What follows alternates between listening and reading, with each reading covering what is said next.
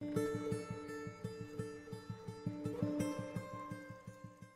you think you could go out and forage your own meal from the sea around Falmouth? Drown in there. Yeah, I have done, yeah. Anything that swims. Before I lived in Cornwall, I would have definitely said, no way, there's no such thing as free food. Mussels and winkles and limpets and, yeah. I'm going to pick like 2 shopping, like Tesco bags full of them. Personally, definitely not. If I had a boat, I'm sure I could. It's a lot more rewarding when you have your own, like, you've got the food yourself. Well, it would certainly contribute to the meals that you could make. Keep willing to, you know, it's one of those things you think, oh, that's easy, I could do that.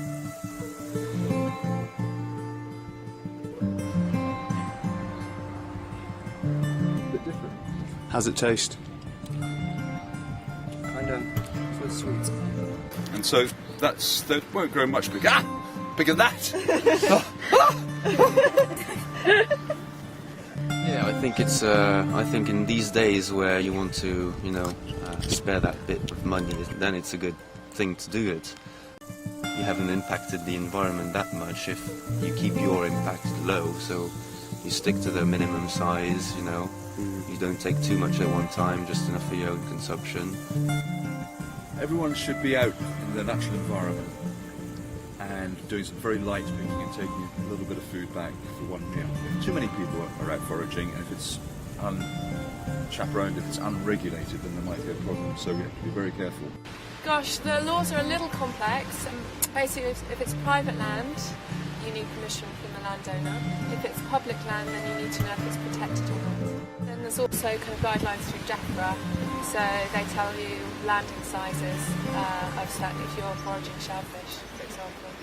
There's lots of other things, especially being right on the coast, that people like to see some local foraging going on as well. So things that are slightly a bit more off-piste, I guess, like seaweeds and things we use quite a lot now, things like samphire.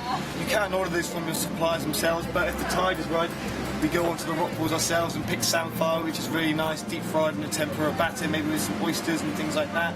So it really is all part of the process. Get some dried laminaria. This is what my Japanese friend teaches me.